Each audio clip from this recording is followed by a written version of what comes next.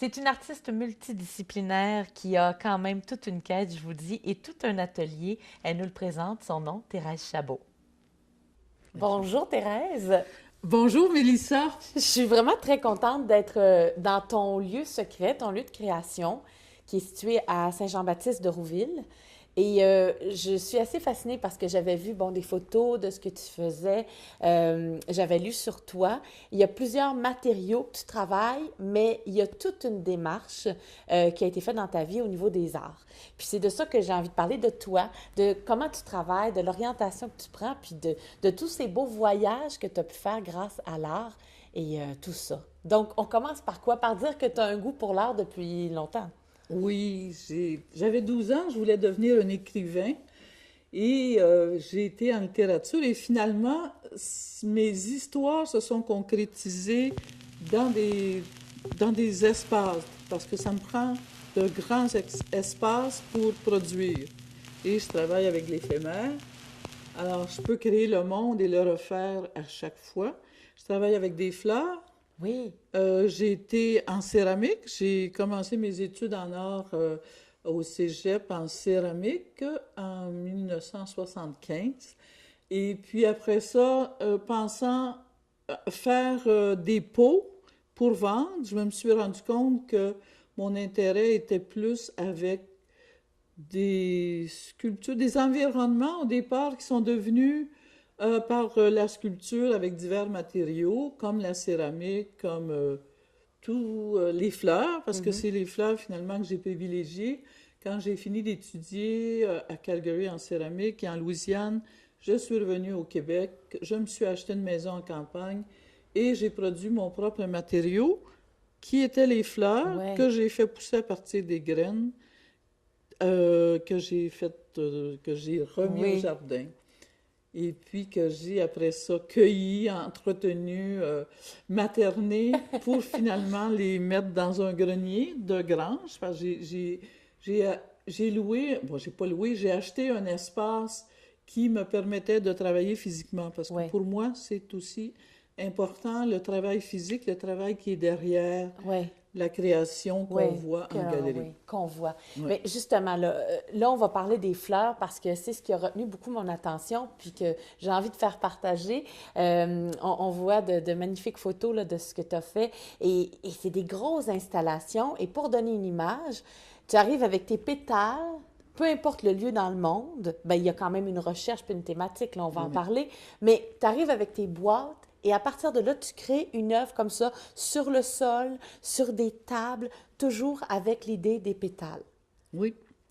Oui, Comme... parce que pour moi, les pétales de fleurs, premièrement, c'est très connecté à ce que j'ai connu dans Oui. l'enfance. Je suis née sur une ferme à 2 maisons de où j'habite maintenant. J'ai travaillé en pépinière chez mon frère.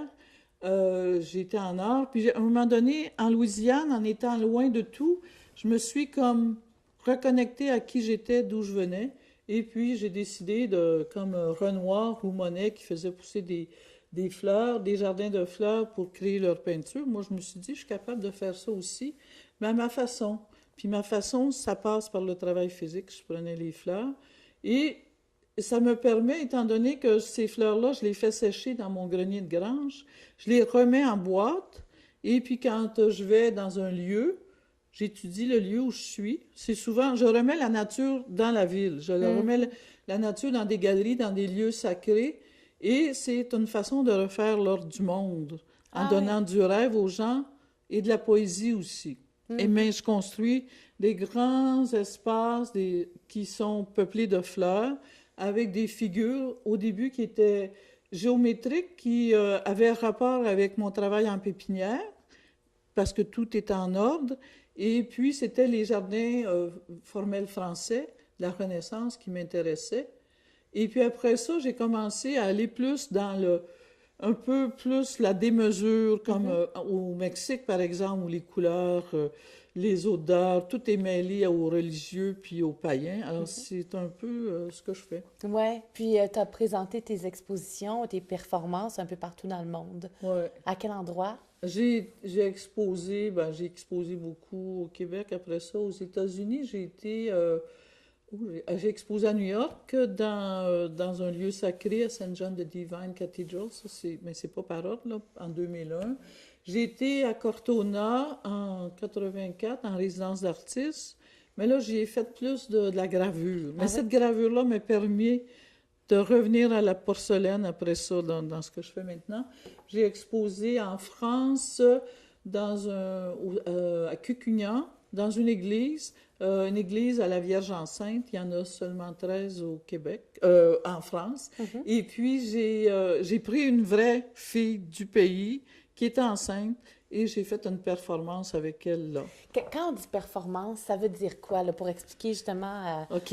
aux gens qui nous écoutent? OK. Parce qu'il y a une façon très théâtrale Oui. dont vous amenez votre art qui est assez aussi votre marque de commerce, là. Oui, puis tout ça, c'est venu par hasard, parce que les fleurs, ça a toujours été le lien qui m'a conduit à d'autres choses. Puis, à un moment donné, quand j'étais plus vieille, dans la cinquantaine, j'ai décidé de m'investir moi-même dans mes œuvres. OK. Alors, toujours avec les fleurs, j'ai commencé à faire des costumes, aller dans mes installations, faire une performance. Pour moi, le mot performance, c'est peut-être trop songé pour moi. Moi, ce que je fais, c'est Une apparition, oui, faire une intervention dans un lieu le soir du vernissage, souvent avec d'autres femmes. Et puis, c'est une façon de continuer le travail que je fais, qui est une performance, mais jamais visitée quand je travaille dans mon jardin. Oui. Parce que c'est physique. Et puis là, ben, je m'investis du personnage de la reine. C'est ça que j'ai commencé Oui. à utiliser. Quand j'étais assez vieille pour être une reine, j'avais 54 ans, et puis j'ai voulu m'investir de mon propre pouvoir, puis ça a une dimension féministe aussi. Puis à partir de ça, j'ai voulu que les autres femmes soient aussi dans ce projet-là. Alors j'ai commencé à la chapelle historique du Bon Pasteur. J'ai fait une performance avec il y avait des jumelles de 5 ans, il y avait 20 ans, 30 ans, 40 ans, et moi qui avais 50 ans. Multigénération. Ouais. Et j'ai exposé, j'ai été en résidence d'artiste au Château La Napoule en France en 96. Et là, j'ai pris aussi, il y avait un jardin à la Lenôtre, et c'était près de la Méditerranée.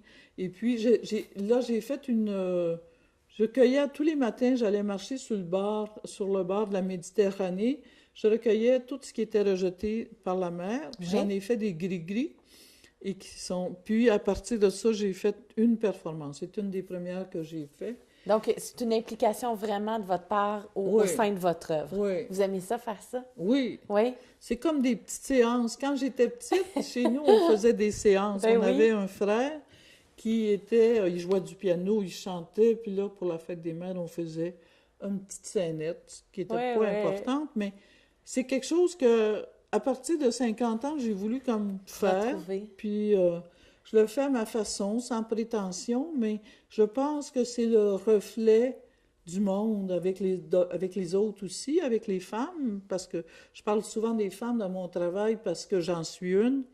Et puis, c'est comme une continuation de la tradition qu'on a perpétrée. Moi, ce que j'ai appris depuis que je suis petite, c'est le travail de la terre, mais c'est aussi le travail de broderie. J'ai jamais fait de la broderie, j'ai jamais fait du tricot, mais je fais de la broderie avec des fleurs, tu sais, c'est toute une chose. Avec des couronnes ici. Ça a quelque chose qui est très... c'est ça, très travaillé. Il y a aussi la photo que vous faites, que vous pouvez superposer. Oui. Donc, vous faites ce genre de truc-là. Oui. Puis, une des photos que j'ai, mais là, qui est là, par exemple, qui est une superposition, c'était moi qui était dans la pépinière en train de prendre la glaise dans la terre pour apporter à l'université à Concordia où j'enseignais pour travailler, les étudiants travaillaient avec ça.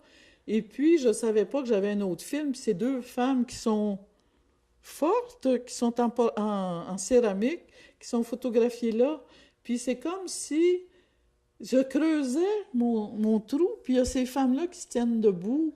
C'est assez curieux, oui. C'est toujours... C'est quand j'ai eu une caméra, comme je disais, j'étais pas jeune, j'avais 40 ans. Moi, je découvre les choses comme il arrive.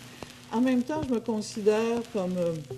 ancienne par mes méthodes de travail, puis avant-gardiste, la façon dont je... Vous le faites. Ouais. Ouais. Et puis, ben, c'est ça, je m'en allais en résidence d'artiste en Italie, puis on a passé par Amsterdam, puis là, j'étais bien énervée avec ma première caméra. Je prenais des photos, j'oubliais, quand j'enroulais mes films, de faire un X dessus, comme quoi il était utilisé. Donc, Alors, des fois, 2, 3 fois, je remettais quelque chose dessus, puis de mes erreurs, ça m'a donné une façon de travailler que j'utilise encore, où, tu sais, il y a une superposition d'images que maintenant je fais avec une caméra numérique, là. ouais. Et puis, c'est comme ça que je vais chercher le sens des choses. Hmm. Donc là, tout ça, c'est vraiment très inspirant. On voit vraiment des chefs-d'œuvre que vous faites. On peut vous voir exposés dans différentes salles à différents moments. Vous faites des résidences.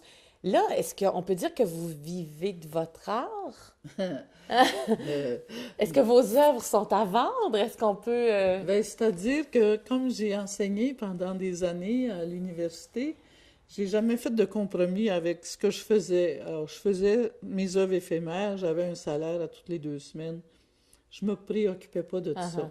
Mais comme tous les artistes, il y a toujours le dilemme de comment se vendre. Moi, me vendre, je sais pas faire ça, parce que je suis plus enthousiaste à faire ouais. puis à donner quelque chose qui vient de là aux autres que de vendre. J'ai des pelles d'offrandes que j'ai faites qui sont magnifiques. En bois, J'ai des ouais. jardins portatifs qui sont ici aussi, qui sont très beaux, qui sont des jardins de la Renaissance italienne que j'ai fait dans une résidence à Saint-Jean-Port-Joli. Ouais. Ben, tu sais, c'est dans mon atelier. J'ai ma grande table en porcelaine qui est éclairée avec toutes les fleurs que j'ai Ben trempées oui, il y dans a la beaucoup porcelaine. d'investissements Oui, quand même oui. au niveau du matériel et tout Ouais. ça. Donc, ma question, c'est est-ce que vous pensez vendre vos œuvres? Ben là, j'espère, dans les prochains 30, 40 ans qui vont venir, Ouais. j'aimerais bien pouvoir être un peu plus pratique puis essayer de me vendre, ne pas me prostituer, parce que non, mais de me vendre avec ce Ouais. que je fais, parce que c'est pas me vendre, c'est que ce que je fais, ça a une valeur, puis ça pourrait être vu par des gens, au lieu de que ça meure, que ça dure, que ça reste dans un atelier, comme beaucoup d'artistes ont leurs œuvres qui sont là, comme je fais des photos, mais les photos non plus, tu sais, j'ai jamais pensé à les vendre.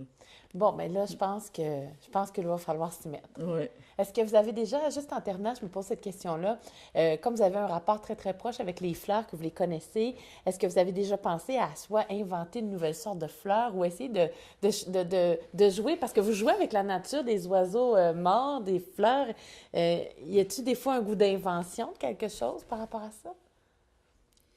De fleurs ou de... Ben, non. peu importe, de trucs, parce que des fois, on voit ça maintenant, là, tu sais, bon, les choux-fleurs sont rendus mauves. Ah non, non, non. ça, vous n'êtes pas pour ça, Ah là. non, non, non, Classique, non, hein? non, non. Non, mais c'est pas ça l'affaire, c'est que je trouve que l'hybridation, là, ça va...